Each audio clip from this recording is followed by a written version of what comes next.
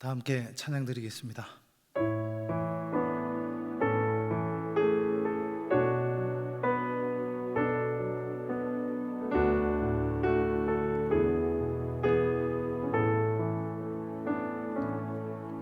주께 가까이 나를 이끄소서. 간절히 주님만을 원합니다. 채워주소서. 주의 사랑을 진정한 찬양 드릴 수 있도록 주께 가까이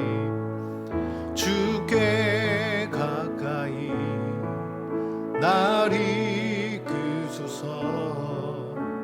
간절히 주님만을 원합니다. 채워주소서. 주의 사랑을 진정한 찬양 드릴 수 있도록 목마른 나의 영혼 주를 부르니 나의 맘 만져 주소서. 주님만을 원합니다. 더 원합니다. 나의 맘 만져 주소. 목마른 나의 영혼 주를 부르니 나의 맘 만져 주소서. 주님만을 원합니다. 더 원합니다. 나의 맘 만져 주소서. 아멘. 이 시간 앞에 기도 제목 보시면서 합심 기도 하시겠습니다. 하나님 감사합니다. 하나님 주인으로 모시고 섬기는 마무리하며 내가 내 인생의 주인 되었다고 소개하며 주인 삼아도 모든 것을 내려놓고 하나님을 나의 진짜 주인으로 모시고 살아가게 하여 주시옵소서. 그리고 내 인생의 참 주이신 하나님께 모든 것을 맡기고 순종할 때 책임져주시고 하시며 인도하시는 은혜를 누리며 살게 하여 주시옵소서. 나라의 시대를 지킬 교회와 다음 세대를 지킬 수 있도록 평등법과 하나님 포괄적 성경을 막아 주시옵소서. 뿐만 아니라 교회를 모두는 모든 나쁜 정책과 시대를 무너지게 하시고 여러 때 우리 교회를 이끌어가신 나의 목숨을 더 크게 붙들어 주시고 그런 시대를 잘 감당할 수 있는 성령의 지혜를 주시고 주님 사명을 잘 감당하고 세계 집중하실 수 있도록 모든 사단의 공격을 불성각으로 막아 주시옵소서. 특별히 건강을 지켜주시고 목사님과 목사님께서 평안케 하여 주시옵소서. 목사님께 늘 보여주신 갑자기 영광과 모든 생각과 문제를 하나님 능히 감당할 수 있는 방을 올려주시고 강력한 여건을 부어주셔서 시대에서 힘있게 감당하게 하시고 세상의 일과 복음도 열방석기로 잘 감당하게 하여 주시옵소서. 하나님을 주인으로 모시고 섬기는 해를 마무리하며 내가 내 인생의 주인 되었던 것을 회개하며 주인 삼았던 모든 것을 내려놓고 하나님을 나의 진짜 주인으로 모시고 살아가게 하옵소서. 그리고 내 인생의 참 주인이신 하나님께 모든 것을 맡기고 순종할 때 책임져 주시고 보호하시며 인도하신 은혜를 누리며 살게 하옵소서.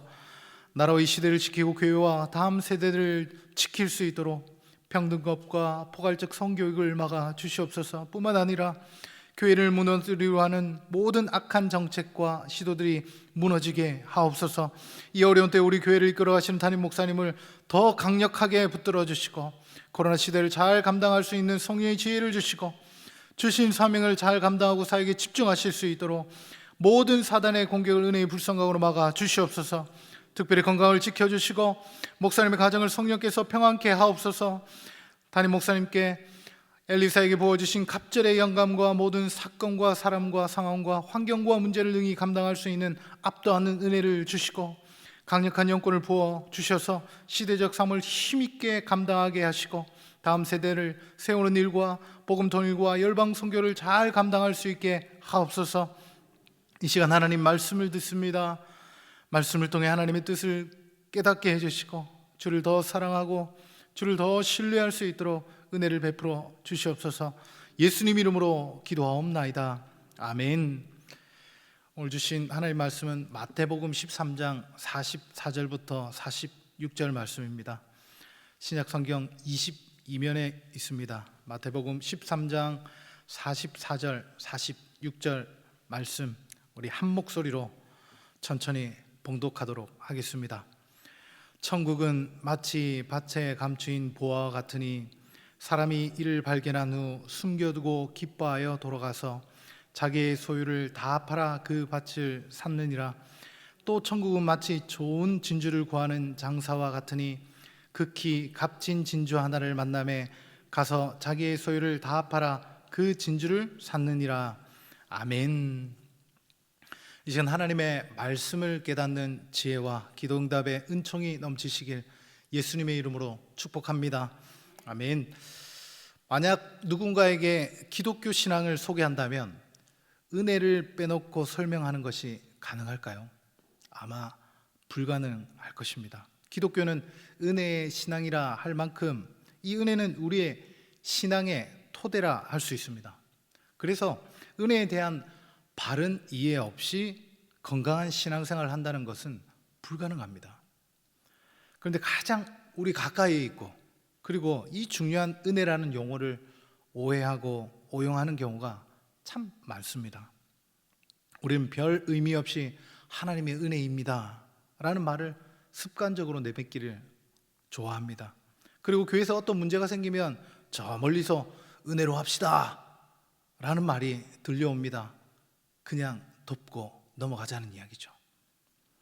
은혜 교리는 기독교 신앙의 근간을 이루는 핵심적인 가르침입니다.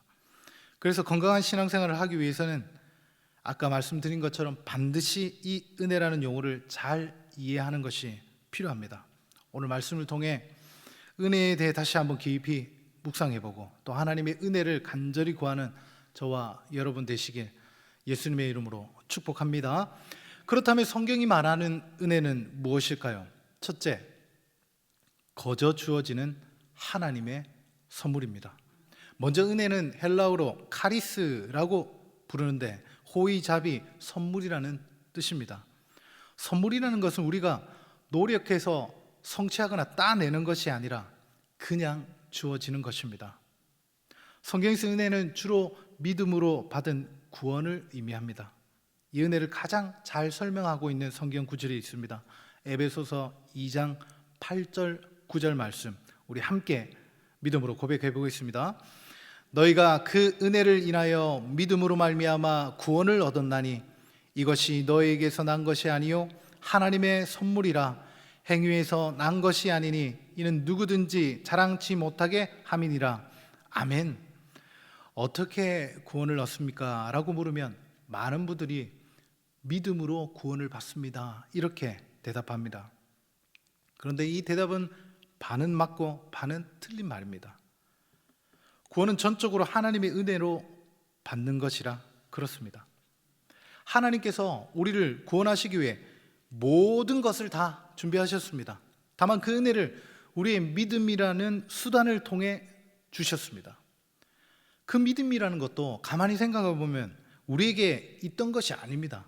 성령께서 언젠가 우리를 찾아오셔서 우리에게 주신 것입니다. 그래서 구원은 전적으로 하나님의 은혜로 얻은 선물입니다. 열심히 노력해서 얻는 것이라면 그것은 이미 은혜가 아닙니다. 선물이 아닙니다. 노력해서 열심히 해서 얻는 것을 우리는 무엇이라 부릅니까? 네, 상이라고 부릅니다. 그래서 성경은 자신의 구원으로 누구도 자랑할 수 없다고 못 박아 말씀합니다. 초대교회 당시에도 예수님 믿어서 구원받은 거 맞아. 하지만 그래도 최소한 할례는 받아야 하나님의 백성이 될 수 있다라고 주장하는 거짓 가르침이 난무했습니다. 이처럼 성경이 말하는 은혜란 거저 주어지는 하나님의 선물입니다. 누구도 노력해서 얻어낼 수 있는 것이 아니며 그래서 누구에게도 자랑거리가 될 수 없습니다. 성경이 말하는 은혜란 무엇일까요? 둘째, 혹독한 대가 지불의 결과입니다. 제가 고등학교 시절, 중고등학교 시절 어머니에게 이야기합니다. 엄마, 오늘 학교 준비물 사야 하니까 10,000원 주세요. 이제 겨울이니까 잠바 하나 사주세요. 이렇게 당당하게 말씀드리면 우리 어머니가 자주 하시던 말씀이 있습니다. 나가서 땅을 파봐라, 돈이 나오는지. 내가 돈을 놨나? 달라는 대로 다 해줬더니 돈 아까운 줄 모른다는 이야기겠죠. 돈이 그저 생기는 것이 아니라는 말씀일 겁니다. 요즘은 우리 어머님의 말씀에 전적으로 동감이 됩니다. 구원의 은혜가 거저 주어지는 하나님의 선물이라고 해서 하늘에서 뚝 떨어지는 것이 아닙니다. 받는 우리 입장에서야 공짜지, 주시는 하나님의 입장에서는 우리를 대신해서 혹독한 대가 지불을 하셨습니다. 그렇다면 하나님께서 우리를 대신해서 어떤 대가를 치르셨습니까? 바로 우리 죄에 대한 대가입니다. 로마서 6장 23절 말씀 우리 함께 읽겠습니다. 죄의 삭은 사망이요 하나님의 은사는 그리스도 예수 우리 주 안에 있는 영생이니라. 아멘. 성경은 우리의 죄의 대가가 사망, 죽음이라고 했습니다. 가만히 생각해 보면 가장 공정하고 정의로운 것은 죄를 보면 우리가 이 땅에서 비참한 생을 살다가 목숨이 닿으면 영원한 지옥 형벌에 떨어져서 영원히 고통하는 것입니다. 그런데 그것을 참아 보지 못하시는 하나님께서 대신 값을 치르셨다는 것입니다. 하나님께서 독생자 예수를 인간의 몸으로 이 땅에 보내셨습니다. 왜냐하면 인간의 몸으로 오셔야 우리의 죽음을 대신할 수 있기 때문입니다. 예수님은 우리와 동일한 인간으로 오셨습니다. 다만 그분은 죄는 없으신 분이십니다. 또한 그분은 완전한 하나님이셨습니다. 왜냐하면 인간으로서는 모든 인류의 죄에 대한 형벌을 감당할 수 없기 때문입니다. 이런 의미에서 은혜는 결코 공짜가 아닙니다. 예수 그리스도께서 혹독한 대가를 지불하신 희생의 결과입니다. 성경이 말하는 은혜란 무엇일까요?